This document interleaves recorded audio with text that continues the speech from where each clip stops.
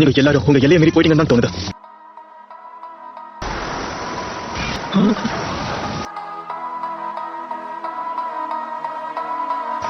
Sakura சொல்லு, இங்க இருக்கிறவங்க யார் உன்னை இப்படி பண்ணாங்க? அது நான் தான்.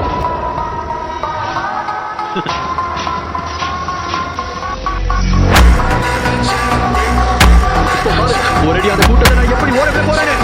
Super sonic slicing save. என்ன முடிஞ்சு அவங்க இல்லவே இல்லை.